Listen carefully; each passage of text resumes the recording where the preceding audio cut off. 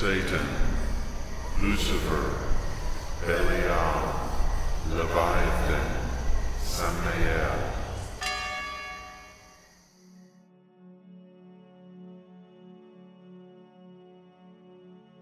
My childhood memories are a tapestry of truth and illusion, frayed by a mind desperate to survive. My experience with confabulation, a phenomenon where the brain fills gaps in memory with fabricated details, has been profoundly shaped by my childhood riddled with trauma. Religious abuse, coupled with relentless psychological manipulation, turned my formative years into a maze of fear and self-doubt. In this chaotic world, my mind created stories to make sense of the pain, stitching together fragments of reality and illusion. As a child, my life was governed by control.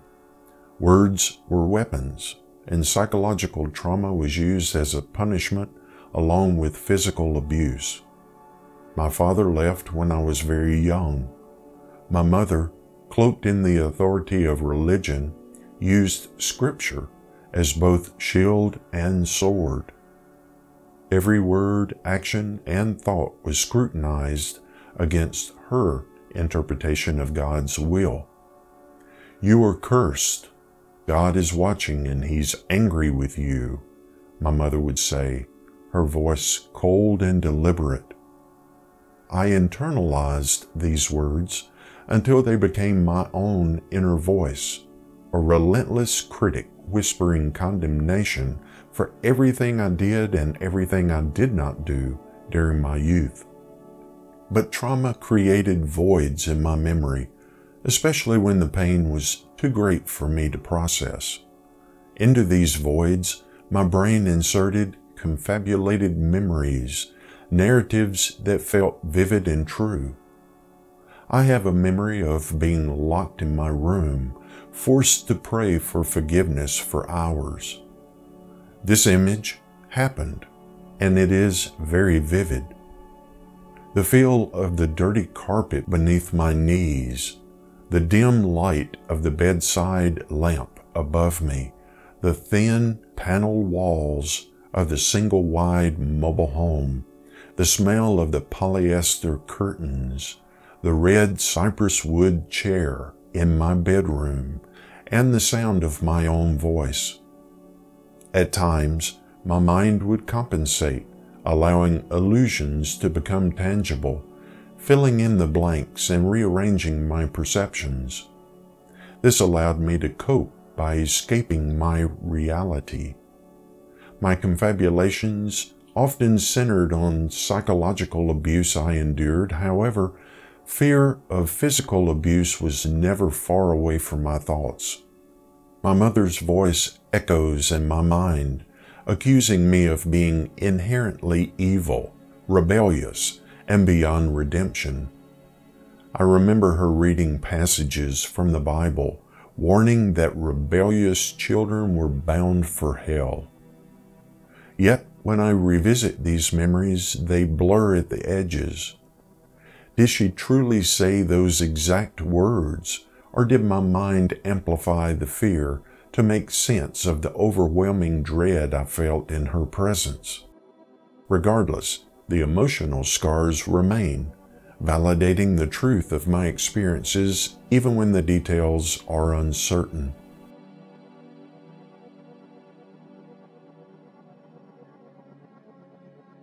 Psychological abuse is insidious. It left no visible wounds, but it carved deep scars into my psyche. My mother employed mind games as a tool of control, warping my perception of reality. She would deny events had clearly occurred, insisting I was imagining things or just too sensitive. Today, this would be called gaslighting. Back then, it was a daily occurrence in my young life. I began to doubt my own mind, unsure whether my memories were real or a product of my imagination. In response, my brain filled the gaps with confabulations, creating memories that felt complete yet distorted. No child wants to believe their parent is sadistic, and confabulation was my defense mechanism to overcompensate for the underlying possibility that my mother actually hated me. She said it was love, every harsh word, every pointed accusation, every moment of suffocating control. She wrapped it in a language of care and salvation. "This is for your soul," she would tell me, as though my spirit could only be saved by breaking my will. But the love she offered wasn't love at all. It was fear dressed in religion and manipulation. This was cloaked in scripture interpreted by her. Growing up, my entire world revolved around the idea of sin and redemption. I wasn't just a child with flaws. I was told I was a sinner, inherently broken and in need of constant correction. "God is watching," my mother would say, her voice a mixture of warning and judgment. At first, she did not need to raise her hand to me, though sometimes she did, because her words struck deeper than any physical blow. This would change over time, becoming both psychological and physical. Every misstep became evidence of my unworthiness, and my every question became proof of my stubbornness and rebellion. I once asked, if God so loved the world, why would he allow people to hurt one another? She punched me so hard in the face, I do not remember anything else from that day. One confabulation still haunts me. The psychological abuse came in shouts, rage, and whispers, including prayers she said over me as I knelt, tears running down my cheeks.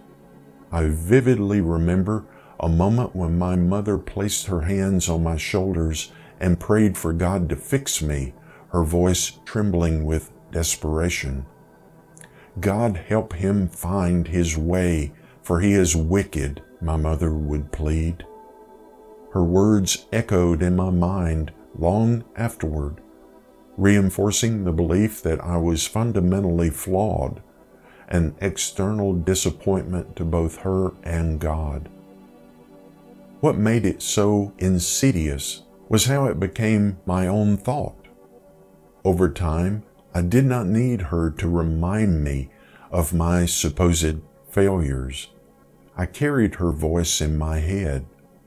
I became my own accuser, constantly questioning my worth, terrified that every stray thought or action was more evidence of my inadequacy. The idea of divine punishment hung over me like a shadow, making it impossible to breathe freely or let my guard down. But the worst part wasn't the fear, it was the isolation. When God is turned into a weapon, there is no safe place to turn. I could not confide in anyone. In my town, there were only religious enforcers. I could not question the teachings because doubt was a sin. Even in my own mind, I was a prisoner, too afraid to think for myself, constantly self-censoring every thought and word. Religious abuse added another layer to the psychological manipulation. My mother used the fear of divine punishment as a way to control me. She told me that my struggle with obedience was a sign of demonic influence, that my very soul was at risk of being lost forever. I began to see shadows in every corner, hearing whispers of condemnation that might have been real or might have been a manifestation of my terrified mind. Confabulation blurred these lines further, linking imagined fears with real threats until I could no longer separate the two. Healing from this tangled web of truth, lies, and distorted memories has been a long journey. Satanas provided a lifeline, helping me to untangle the threads of my past. I've come to understand that confabulation is not a betrayal of my experiences, but a reflection of my mind's effort to make sense of overwhelming pain. My memories were not lies.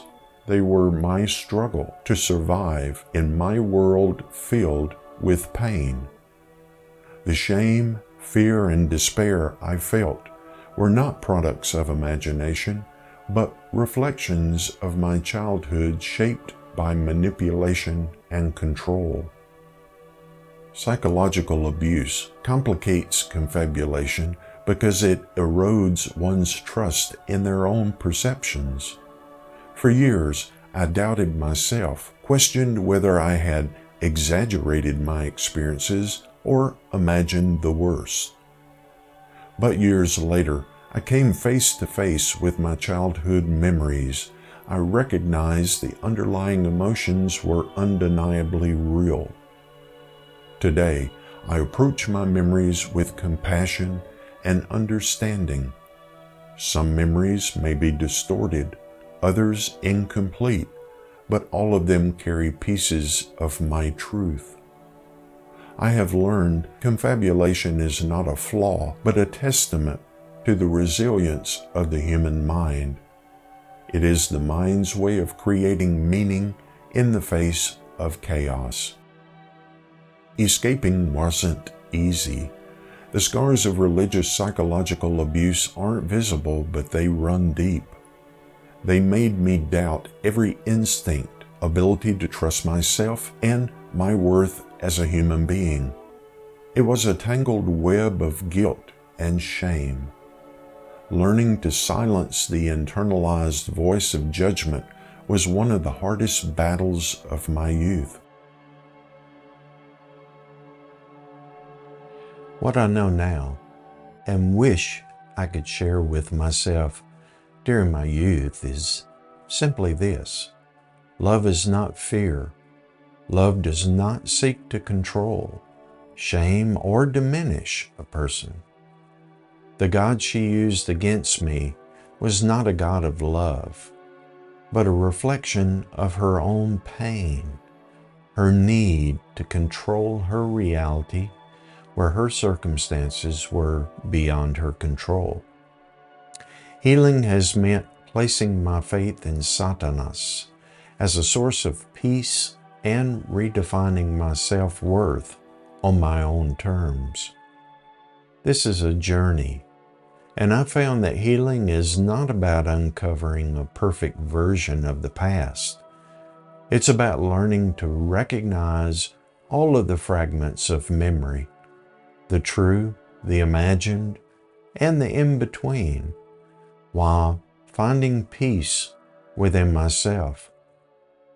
Confabulation, shaped by psychological and religious abuse, is part of my story.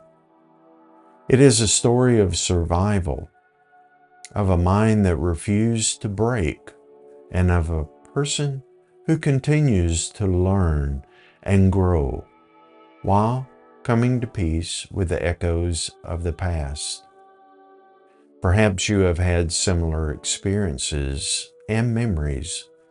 If so, understand you can come to terms with the past and heal those wounds of childhood. Just because your memories are part of who you are does not mean they dictate who you will become.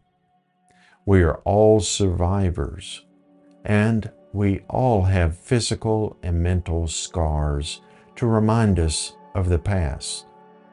However, you are not forced to live in the past, and you can create the life that you want with the help of Satanas. That journey begins now. Ave Satanas.